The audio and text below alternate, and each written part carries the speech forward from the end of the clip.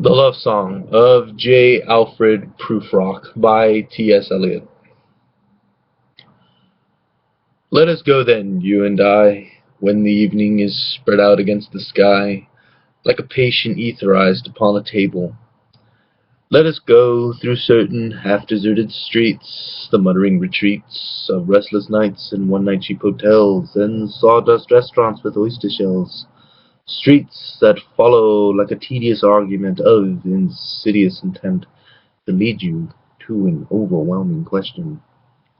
Oh, do not ask, what is it? Let us go and make our visit. In the room, the women come and go, talking of Michelangelo. The yellow fog that rubbed its back upon the window panes, the yellow smoke that rubbed its muzzle on the window panes, licked its tongue into the corners of the evening, lingered upon the pools that stand in drains, let fall upon its back the soot that falls from chimneys, slipped by the terrace, made a sudden leap, and seeing that it was a soft October night, crowed once about the house and fell asleep. And indeed there will be time for the yellow smoke that slides along the street, rubbing its back upon the window panes. There will be time to prepare a face to meet the faces that you meet. There will be time to murder and create, and time for all the works and days of hands that lift and drop a question on your plate. Time for you, and time for me, and time yet for 100 indecisions and for 100 visions and revisions before the taking of a toast and tea.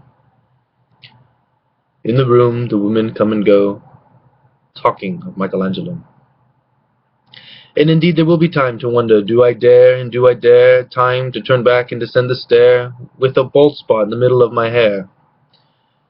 They will say, but how his hair is growing thin. My morning coat, my collar mounting firmly to the chin, my necktie rich and modest, but asserted by a simple pin. They will say, but how his arms and legs are thin. Do I dare disturb the universe? In a minute there is time for decisions and revisions, which a minute will reverse. For I have known them all already, known them all, have known the evenings, mornings, afternoons. I have measured out my life with coffee spoons. I know the voices dying with a dying fall beneath the music from a farther room. So how should I presume? And I have known the eyes already, known them all, the eyes that fix you in a formulated phrase. And when I am formulated, sprawling on a pin, when I am pinned and ringling on the wall, then how should I spit out all the butt ends of my days and ways, and how should I presume? And I have known the arms already, known them all, arms that are braceleted and white and bare, but in the lamplight downed with light brown hair. Is it perfume from a dress that makes me so digress? Arms that lie along a table or wrap about a shawl? And should I then presume, and how should I begin? Shall I say I've gone at dusk through narrow streets and watched the smoke that rises from the pipes of lonely men in shirt sleeves leaning out of windows? I should have been a pair of ragged claws scuttling across the floors of silent seas. In the afternoon the evening sleeps so peacefully, smoothed by long fingers, asleep, tired, or it malingers, stretched on the floor here beside you and me. Shall I, after tea and cakes and ices, have the strength to force the moment to its crisis? But though I have wept and fasted, wept and prayed, though I have seen my head grown slightly bald brought in upon a platter, I am no prophet, and here's no great matter.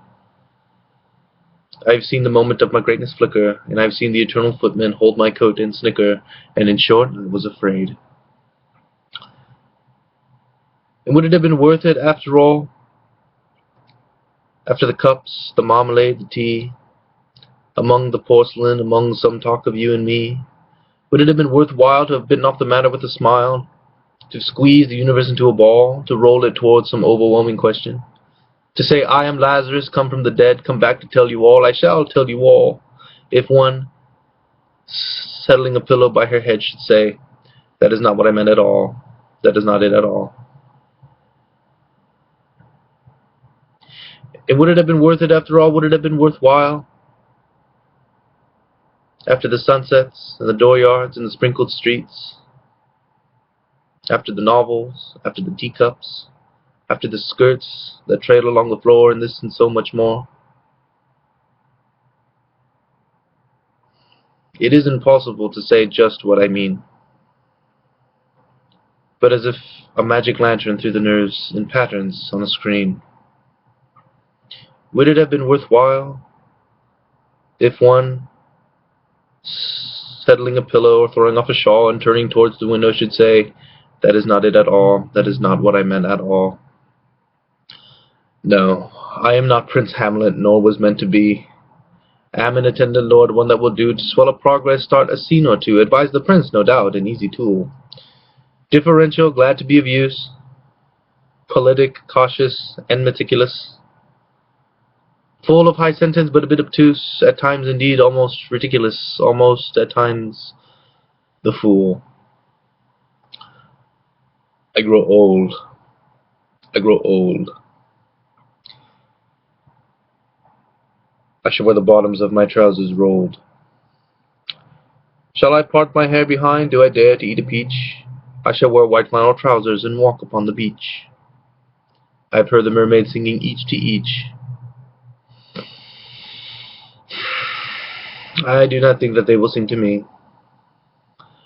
I've seen them riding seaward on the waves, combing the white hair of the waves, blown back when the wind blows the water white and black.